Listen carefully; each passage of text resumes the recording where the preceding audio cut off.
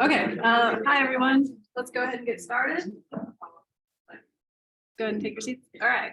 Hi, I'm Amy Gall, and welcome to another one of our head seminars hosted this semester by myself, Cherie, Federico, and Anna, who is up here. So just a reminder, if you're online, we will be recording. So if you don't want to appear in the video, now would be the time to turn off your video. So our first speaker today, and I'm sorry if I totally butcher your name, is Ayşegül Tümer. She is an observational X-ray astrophysicist. She received her joint PhD and physics master's diploma from that one, University in Turkey, in collaboration with the University of Rome Tor Vergata, Italy in 2019. Okay, she worked at the University of Utah as a postdoctoral researcher between 2019 and 2022 under the supervision of Dan Wick. She has been at MIT since October 2022 for a second postdoctoral studies, working with Mark Bautz, Michael McDonald, and Eric Miller. Her research focuses on the X-ray studies of galactic clusters using NuSTAR, XMM Newton, and Chandra observatories. She also works on developing methods for the NuSTAR background assessment using ray tracing simulations. At MIT, she's expanding her research to the SPTSZ analysis of clusters in the scope of large-scale structure formation and evolution. And today she'll be talking to us about capturing the highest X-ray energy photons, NuSTAR view galactic clusters. So with that,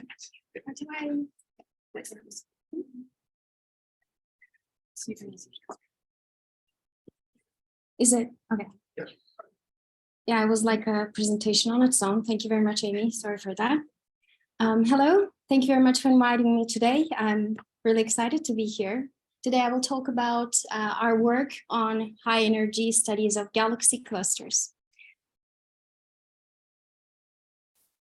So this is the content that I want to go through. I will only just touch a little bit of these things because they're too detailed in nature, but I would love that if you like to talk about these things later on. I will start with a brief description of galaxy clusters and the intracluster medium and talk about the high energy emission from these structures. Then I will talk about the mergers of these objects and of course, how we observe them. I will briefly describe X-ray probes and we'll focus on NuSTAR. And then I will show you two cases of galaxy cluster mergers in the scope of the new methods that we constructed for NuSTAR to study these things. So galaxy clusters are the largest confined samples of the universe. Basically, this is what you would see in the optical regime. Hundreds to thousands of galaxies bound. We don't know here whether they're bound, but they're clustered here. But once you look at them at the X-rays, you see that there is this emission, very bright emission coming from them. And we did not know that they were actually bound with this emission. And the galaxy clusters are really important too, because they give us information about the unknown things in the universe. And this is the bullet cluster. And what you will see now is the lensing X-ray and optical view of the bullet cluster, where the blue is the dark matter distribution. So the galaxy clusters are where the most of the physical phenomena occur, and they're self-similar structures. Their evolution is at that time scale of the universe, and it can tell the beginning and the end of the universe. So self-similarity means that basically we cannot see their evolution. We cannot observe them, what will happen in the future. But if we look at a sample of them, then we can see what will happen after, and how they've come to what they are. So they're composed of galaxies and stars, intracluster medium, and dark matter. But this is only 25% of the mass energy budget of the universe. So what we know here, more or less what we know here, is the intracluster medium. So let's focus on that. Intracluster medium, ICM, is the hot and dilute plasma that is optically thin, meaning that the X-rays are coming at us and we can study them. Assuming hydrostatic equilibrium, there are probes of chemical enrichment histories, cosmological constants, and large-scale structure evolution. This plasma is virialized, so it contains and confines the traces of past events that has happened in the cluster. Basically, when we look at the cluster, we can see the past. So what happens in a cluster stays in a cluster. And the higher energy emission coming from the galaxy clusters are mainly via bremsstrahlung, where an electron goes through the electric field of an ion and emits an X-rays, and line emission of these ionized atoms, because this is a very hot medium and most of the atoms are stripped of their electrons. And this is how they look when you look at the spectra. And the spectra, the continuum is the bremsstrahlung, and you can see the line emission. And from this spectra, we can find the density and the temperature of these structures. And then you can find the pressure and the entropy. So you basically have the thermodynamics, as long as you can constrain these important parameters. As you can see, the curve changes as the average gas gets hotter in the cluster. But they're not always just relaxed and hanging out by themselves or isolated. They also go through mergers. These are very exciting events because they're the most energetic events in the universe after the Big Bang. So they have very high gravitational binding energies. And at the background, the collision, the merger of the bullet we're talking about collisions at velocities 3,000 kilometers per second. So with these mergers, shocks are driven into the ICM, heating and compressing the plasma. And how we trace these are by shock or cold fronts, discontinuities in the surface brightness, density, and the temperature in the ICM. Then we have radio relics and halos. I'm not going to talk about radio studies, but I will tell you how relevant they are and how they help constrain the X-ray observables. And also inverse Compton emission. This is very tricky, and this is very important because when we're talking about the self-similar structures and scaling relations to constrain the cosmological parameters, we need the mass of these clusters. But once when you're trying to measure the mass, you are assuming some things are only there's only thermal emission, but there's also magnetic field acting within the galaxy clusters, and we still have very little idea about how they operate. And related to these galaxy cluster mergers, inverse Compton emission is when shock waves reaccelerate some relativistic electron pools that is already within the cluster at the outskirts. Basically, when the cosmic microwave background interacts with an electron via inverse Compton, its energy is upscattered to X-ray energies, and then we can see them. And also, radio emission from the same pole, from the synchrotron, that we see via radio can help constrain the magnetic field because we're talking about the same electron pool, and it helps constrain the X-ray emission. And how we observe these interactions. So most of you probably are expert on Chandra and XM Newton, but there's something, there's a window that we're missing, that when we're talking about very high energy plasma, very hot plasma, we're missing a window, and NuSTAR complements this window. So here I will talk about how I use NuSTAR, sometimes complementary, sometimes as a tool, or only tool to observe this high energy phenomenon. So NuSTAR covers the high energy, meaning that, as you can see, it has a very large effective area at high energies.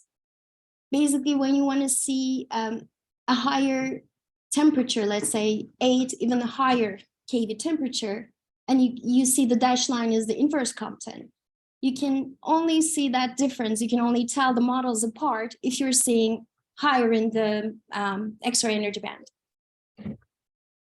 So it also has high precision temperature measurements because we're containing most of the Bremsstrahl and continuum and line emission, which helps us gather the temperature and density information. But NuSTAR was not meant for galaxy clusters. So it was flown without pre-collimators, which causes scattered light issue. Basically, when NuSTAR is pointed at something, it is seeing what it's not pointed at. If there is a bright source nearby, even a point source or an extended source, you see these lights scattered into your field of view, and it's energy and position dependent. So NuSTAR could not study galaxy cluster outskirts because when you look at the outskirts, you also see the center region where it's really bright. But these galaxy cluster outskirts are where the shocked gas generally reside, and also where there are radio relics and possibly inverse Compton emission. Also, it has a large PSF, meaning the wings of the PSF is causing this crosstalk issue. And this crosstalk means that when you're looking at a region of interest, there is also emission coming from other regions of interest, and the signal is entangled. So it could not constrain the thermodynamical properties well enough at up and downstream of the shocks, which is very important because once we know the temperatures of the upstream and the downstream, then we can talk about the temperature jump and the Mach number of the shock to see whether it's a shock front and a cold front. So the motivation is we want to study the outskirts of extended sources. And extended is taken care of. Diffuse background is well modeled by Daniel Wick at NuSTAR VGD. And outskirts is something I worked with during my first postdoc by ray tracing the scatter light, which I will talk about. And also we want to increase the temperature measurement precision at shock fronts and constrain IC. So we need to account for the PSF crosstalk, again, in this talk. So this is one of the cases that I want to talk about. I'm going to talk about these objects, but in the context of the methods that we came up with to study them. So about 3395 is in a collusion course with about 3391. And this is from eROSITA, and you can see that there's a bridge or a filament, and we still don't know for certain what the composition of this filament is. But it's very important because filaments, cosmic web filaments, are thought to contain the missing baryons in the universe. So even when you're talking about galaxy clusters, while they're merging, they even have implications on larger scale structures. So about 3395, these are mouthfuls, so I'm going to call it ABE. ABE was also observed with XMM Newton, and it's also going through a little, another little merger within itself. It has two substructures, and there's another bridge between these substructures. And XMM Newton detected a hotspot about 9 keV at that region where you see the star, where the galaxy cluster is like 45 keV. And I want to look at that region with NuSTAR because if it's high energy, then I should be able to constrain it with NuSTAR. I was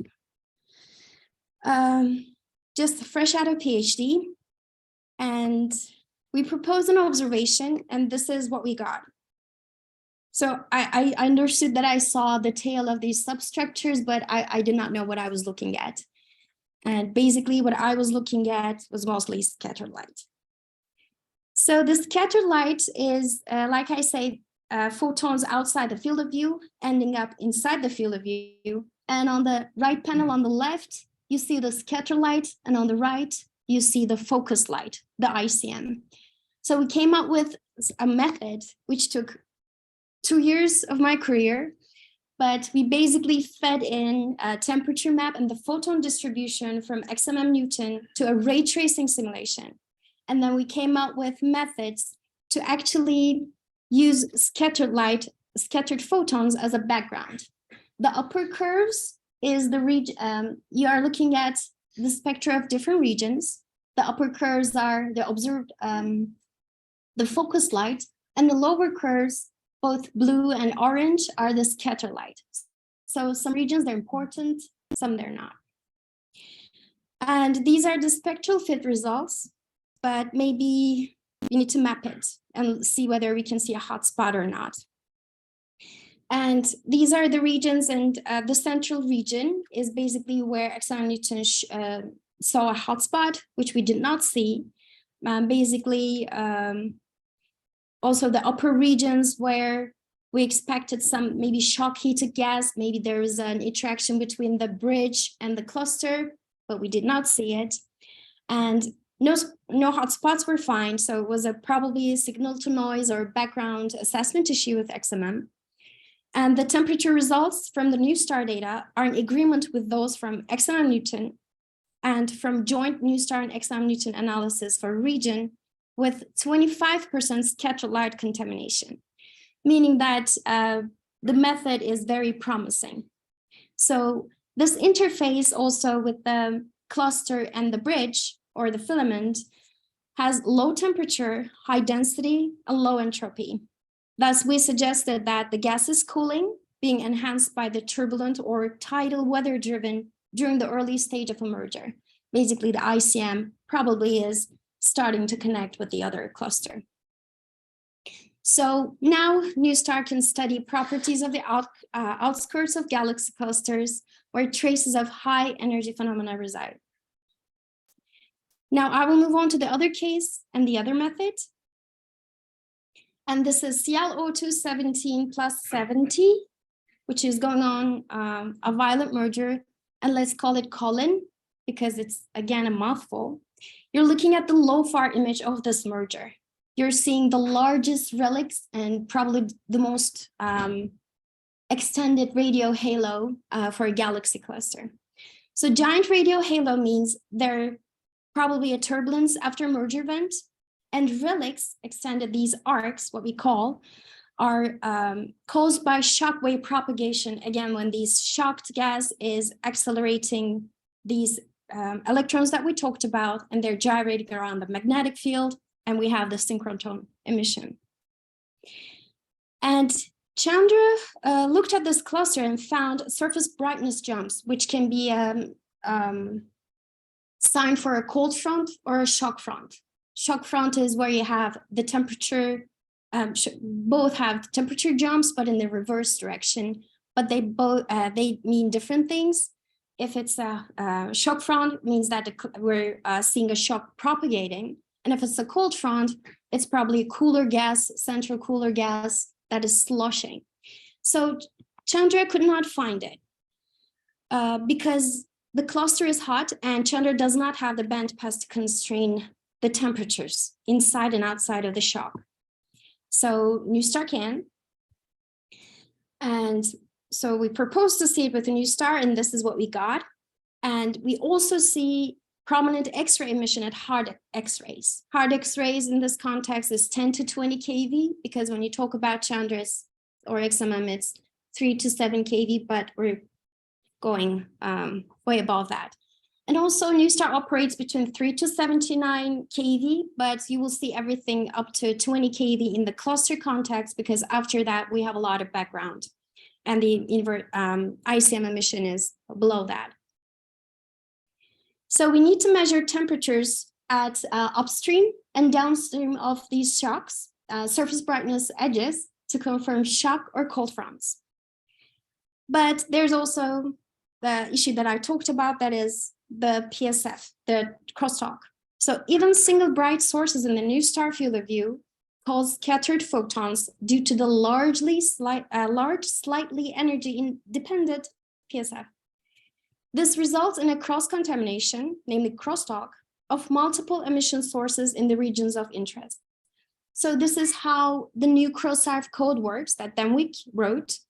And you're looking at a very simplistic case. Imagine we have 4 regions of interest, and on the top left, on the right corner here, you see the source one photons coming from source 1 region. On the second, source 1 photons leaking into second region, third region, and the other region. So you can see there's a lot of contamination. And after you have separate, so NuSTAR mainly calculates the cross-arcs of a number of user-defined extracted regions. and dissociates the source distribution from the contamination from other regions by jointly fitting the spectra of all regions. You're looking at one region, and it was a simplistic case. But with Colin, we had a lot of regions of interest, mainly 17 of them. And the most important parts are regions are pre-shock regions, 8, 10, and 4, and post-shock regions. So we wanted to see the temperatures at regions 3 to 4, 7 to 8, and 9 to 10 to look at the temperature jumps. But they're a bit complicated, and after rigorous spectral fitting, on the left, you see all of the regions with all of the cross-arcs jointly fitted. And on the right-hand side, you see what happens for just one region. So after that, again, we have this beautiful table, but maybe we need to map it. And okay, it was too fast. Okay. And new products is how the temperature map that we got with the NuSTAR pipeline. And new cross-arc is the code. And as you see, even in the upper region, the temperature drops because before we accounted for this crosstalk, a lot of photons, hot photons were leaking into these regions. And we had better constraints on the temperatures of all regions, and therefore different scenarios of this hotspot we found, the one that I couldn't find in the other cluster probably. And finally, we could say that we found 3 shock fronts within a very small region in the cluster. These are secondary shocks, they're weak shocks. But they hint at an ongoing merger activity and continued feeding of the giant radio halo because the turbulence and the giant radio halo formation is still unknown. And Colin is the only example hosting these secondary shocks in multiple form. So NuSTAR can now constrain the thermodynamical profiles at regions narrower than its PSF. So to conclude, establishing methods to fully take advantage of our X-ray satellites while in orbit can enhance and extend their capabilities. Also, multi-instrumental studies are integral in constraining physical properties of the astrophysical objects. I know this was too much to take in, and I'd like to thank you very much for your attention. And I'm happy to talk about it more afterwards. And these are great collaborators I worked with over the years. Thank you.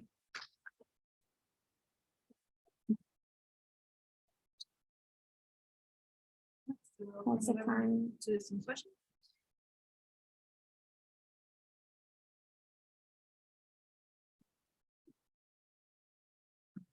Just a quick question. If you go back to the ABE apps, the temperature maps. Yeah, that one. So the size of that central region, is that constrained by like the size of the spot that was seen in XMM? Is that essentially the same size? It is not the same size, but we tried the same size too. Okay. And it's maybe like this, as much as we can constrain from the temperature map. And we looked at there too, and we could not find hot temperature either. You had to make it bigger just for statistics? Or? Yes, okay. Because we're also at the outskirts at the ICM, and there's very little information there to start with. Thank you. So I think XMM should also be affected by the stray light issue. So I'm wondering what would it take to update your tool? XMM is affected by the PSF, the crosstalk, but I'm not aware of. I don't think it's fully bubbled. Gender is fully bubbled, so now stray light and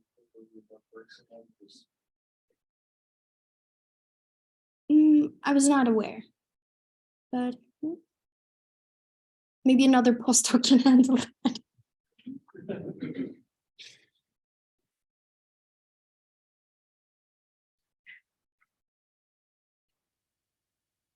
Okay, 2 questions.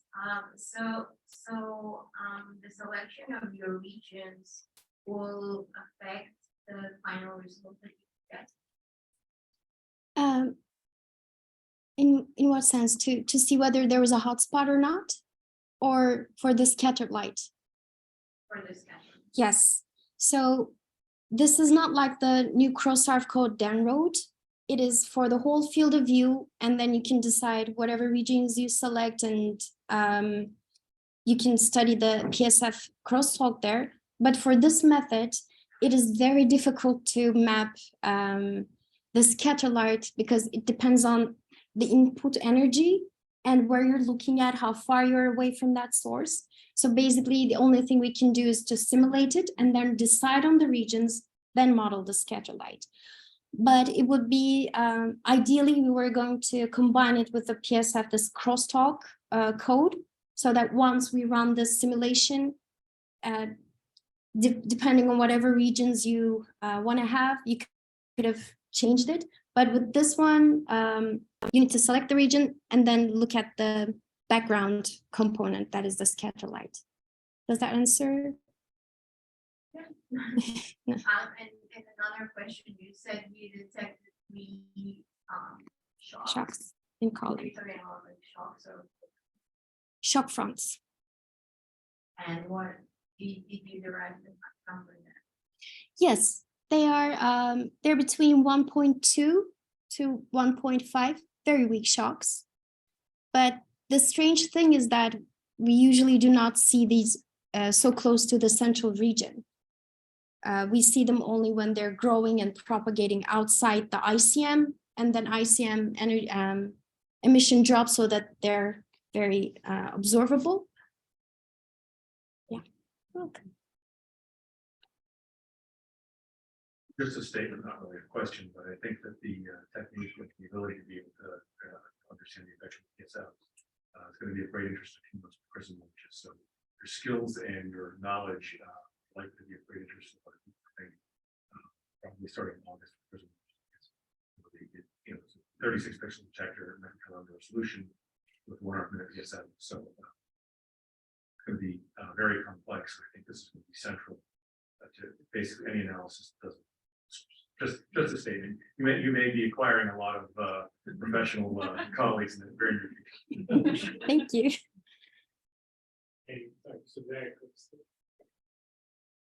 One of the other things about the close-in shock front also is that typical mergers, like the time window at which the shock fronts are close in is very, very short, shortly after core passage.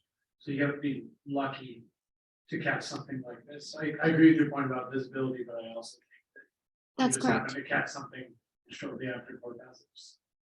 Perfect. Thank you.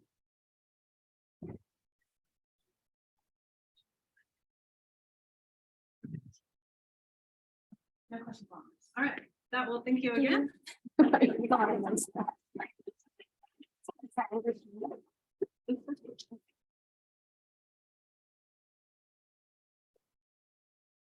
Either hold or pin without reading. All right, so while Genevieve is setting up here, I'll introduce you. Stop sharing. Yeah, the tubes. Okay, so next up we have Genevieve Schroeder. So Genevieve is a 5th-year PhD candidate working for Wing Feng Fong at Northwestern University.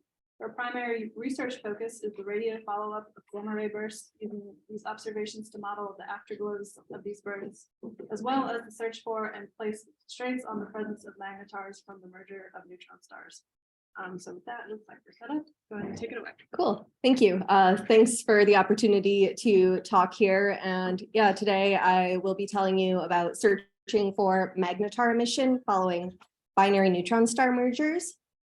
And so by binary neutron star merger, I mean those that produce gamma ray bursts, and the real follow-up is on gamma ray bursts. So I'm going to start off.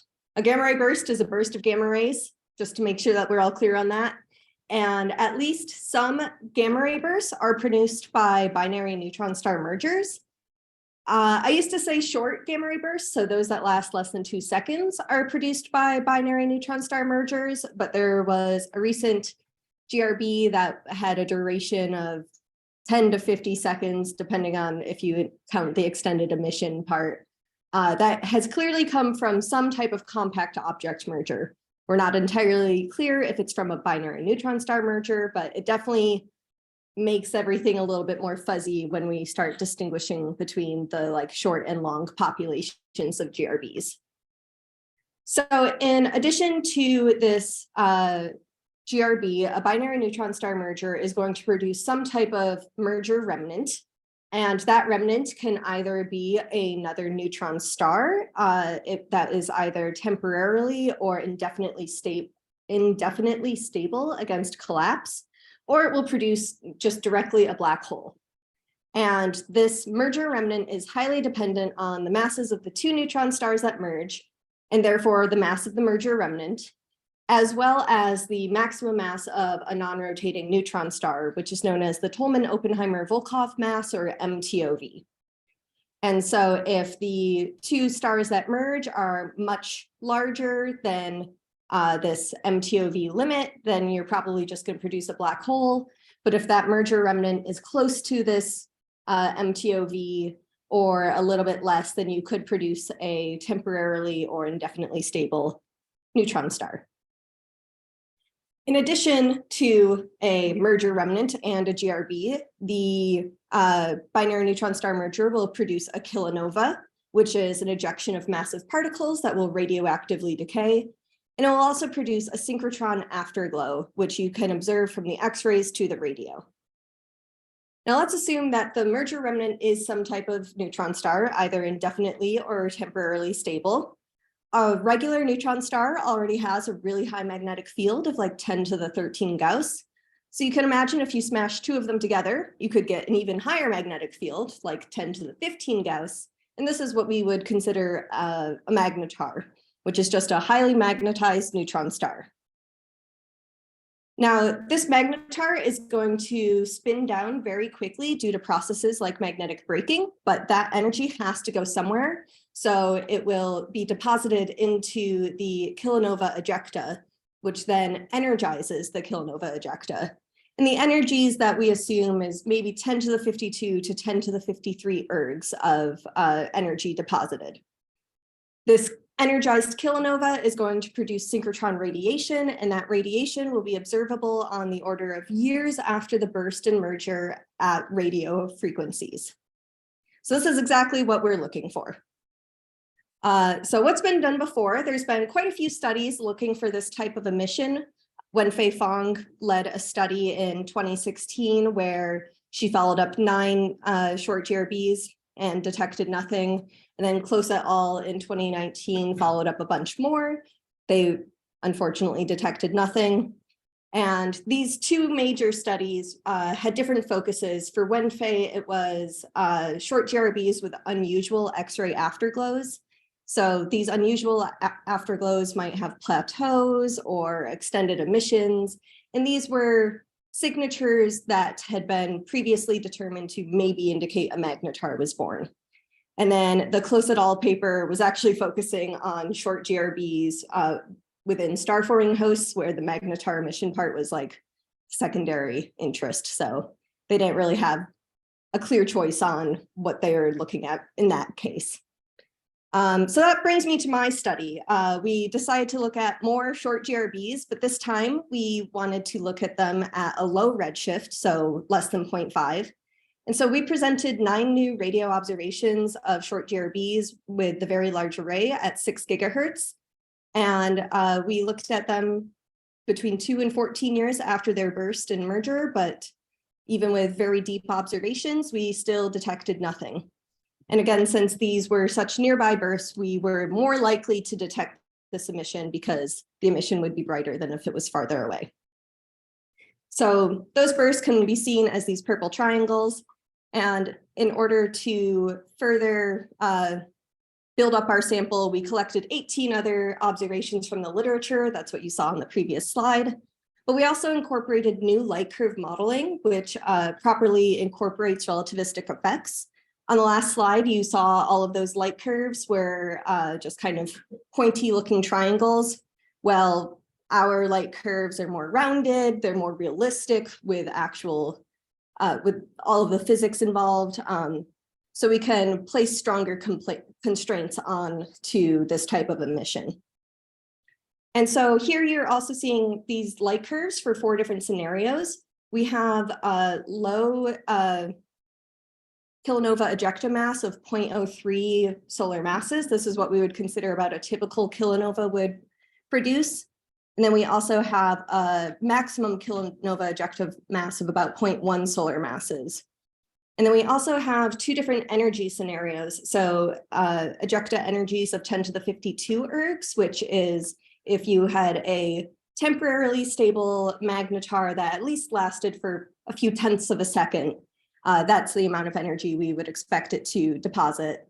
And then 10 to the 53 ergs, which is if you produced a magnetar that is indefinitely stable against collapse. So a lot of these parameters are sort of unknown, and therefore we want to probe as much of the parameter space as possible to see how our non-detections line up with certain parameters. So we created a grid of light curves in different energy and density pairs, and then found the fluxes of those light curves at the time of our observations to see what the maximum energies our non-detections could allow for. So you'll see that here as this purple line, we have the maximum energy that will not invalidate our non-detection. And then in the purple region is the circumburst density that we have derived from afterglow fitting. So this is a very big unknown. Unfortunately, you need to actually do a lot of afterglow follow-up to determine the circumburst density. And only for a handful of the bursts in our sample did we have any type of constraint. So otherwise we used fiducial values, and that'll come into play later. And then the triangle is just the maximum energy at the median of the circumburst density that we were considering.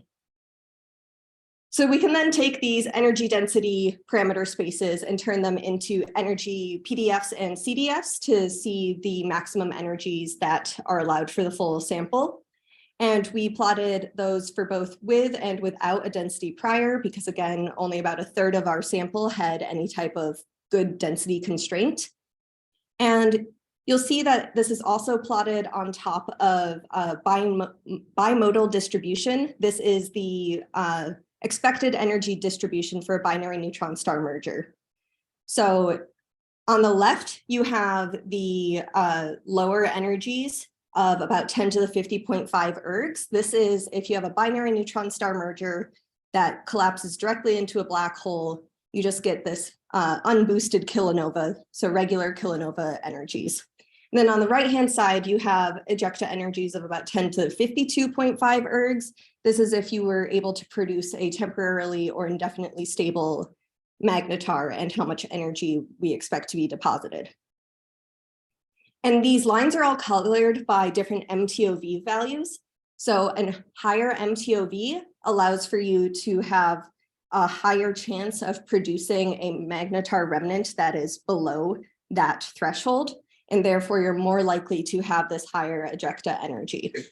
And we found that about 50% of our sample was below this 10 to the 53 ergs value, indicating that an indefinitely stable magnetar was not formed. Also, we can use just these simple PDFs and CDFs to sort of rule out some of these higher MTOV values already. So in the higher ejecta mass case, we can rule out about 2.4 solar masses. And in the lower ejecta mass case, we can rule out 2.3 solar masses. But those binary or that bimodal population was created considering only our binary neutron star population in our galaxy.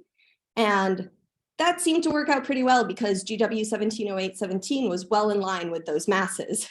However, GW 190425 had a total mass 5 sigma higher than our galactic binary neutron star population, which means we have to reconsider what the masses of these binary neutron stars can actually be. So we can do that in a simplistic way where we incorporate a fraction of massive binary neutron stars into our modeling to see how that affects our results. And we find that with assuming that there's no massive binary neutron stars, then our limits imply MTOV of less than 2.15 solar masses. However, if there's about 40% of massive binary neutron stars, then we weaken our constraint to about 2.23 solar masses. And all of this is like pretty statistical in nature. There's a lot of assumptions being made, and we only have 27 GRBs that we've really based all of this on. But it's still interesting that we can place some of these constraints even with all of these non-detections. So the conclusions for this paper were that we didn't detect any of this magnetar emission, but our new light curve modeling does predict energies of less than 10 to the 53 ergs for more than 50% of the GRBs that we followed up, which again means that those GRBs at least didn't produce a stable magnetar. And we're able to place some constraints on MTOV of about 2.23 solar masses, which is actually pretty well in line with the already known upper and lower limits of MTOV. But what's next? That paper came out in 2020. It is now 2023, so more things have been happening. First, I showed this at the beginning, a couple of the samples that have already been published. Well, now we can add mine to the sample list. And also, there's actually been a couple magnetar emission candidates since my publication. So this one team looked at short GRBs that had no X-ray to radio emission at all because they were searching for potentially off-axis short GRBs similar to 170817. And they found a couple candidates. This is the one that has the prettiest plot, but there's more than one. They found a couple candidates of radio emission that could be indicating magnetar was formed. The problem is there is no previous radio observations of these GRBs because they were not well localized, and therefore we don't actually know if this is truly magnetar emission or just happens to be a radio source within this giant error region. So we have to wait a few more years for them to follow it up again and see if the radio source changed in any way that would make sense with this magnetar emission model. I, on the other hand, have been going at the same short GRB approach that we've been doing, where we pick out a few interesting bursts and continue to follow them up. I've been awarded some VLA time over the last few years to follow up some interesting ones. So here we have short GRB 160821b, where VLA observations this year will actually probe the most extreme scenarios of the long-lived magnetars. So if we don't detect it this year, then we can rule out energies down to 10 to the 52 ergs and therefore kind of rule out any type of long-lived magnetar. That doesn't mean one didn't exist for a few milliseconds, but that's something we might never be able to detect. Short GRB 200522A had a very interesting afterglow where the infrared kilonova was way brighter than we expected. And the best way we could think to answer why it was like that was a magnetar being created and then boosting that kilonova back at the time of the merger. So we're following that one up as well. And then also long GRB 211211A, which was the first one that I brought up. This is clearly from some type of compact object merger, potentially two neutron stars. And within the analysis papers, there are signatures that magnetar was born there too. And that burst is actually very low redshift, so we can start probing this much closer to the time of the burst because the emission just rises above our threshold faster. So that's what I'm up to right now. Thank you. I also study long GRBs if you're interested in that.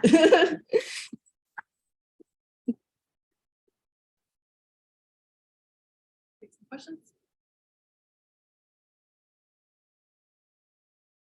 Great. I was curious, like, if some of these short bursts are actually interstar black holes, like how would that impact some of this? Yeah, so we would not expect this type of emission if they're neutron star black holes, because we really need this magnetar to be the thing depositing the energy, because it's the very quick spin down that is causing all of this energy to be put into the kilonova, whereas a neutron star black hole would just create a black hole and it wouldn't have this same spin down. So this is a naive question. So you're getting neutron stars that are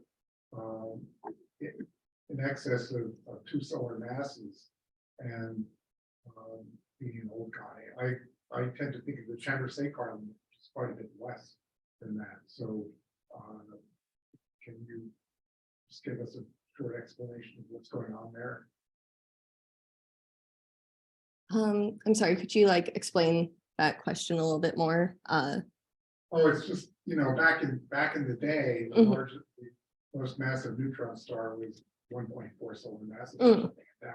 Now we're getting neutron stars that are 2.3 solar masses. So is that just a matter of better equation of state for neutron star material? Yeah, so I know that from the observational side, we've found a couple of these more massive neutron stars in like binary pairs. So like the Cromartie et al. 2019, they found a 2.14 solar mass pulsar. And I know that also when we start to find these higher and higher mass neutron stars, it like is actually ruling out a lot of these older equation of states that wouldn't allow for such high masses. So I guess our observations are improving, and we're really pushing the like neutron star equation of state ideas to rule out some, allow for others.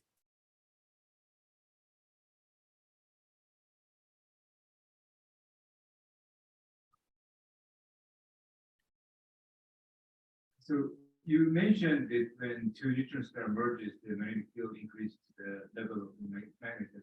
Is that sort of inevitable consequence due to the tidal lock during the merger, or there is a sort of probabilistic distribution where a certain portion of them may cancel out the magnetic field? How does... Yeah, that's a good question.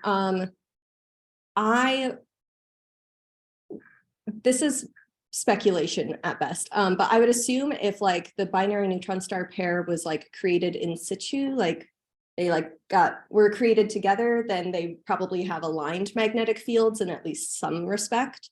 But maybe if they were like captured, they could have like anti-aligned fields that might cancel out. But in theory, these magnetic fields should be pointing in generally the same direction, such that when they merge, their magnetic fields just merge together as well.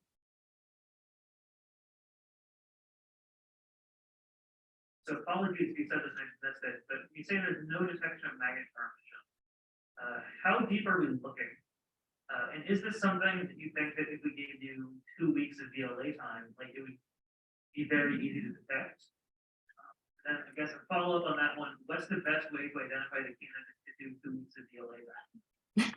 Yeah, great questions. So we're looking pretty deep. These 2 studies were not quite as deep, but like for my study here, we had about 2 hours of VLA time, which gets you down to 3 sigma limit of about 10 microjansky, if that means anything to you. That's pretty good. That's pretty deep for the VLA. I don't think 2 weeks of VLA time would be its best use, partially because there is a confusion limit at some point, which is fully dependent on the configuration it's in and also the frequencies that it's in. But my best guess would be 211211A and 170817 are currently the ones that I would put the most time towards, just because they're the closest, so we can probe much deeper scenarios than anything farther away. I still want to put 2 weeks on it, but I will continue observing 2112, and other people are observing 170817.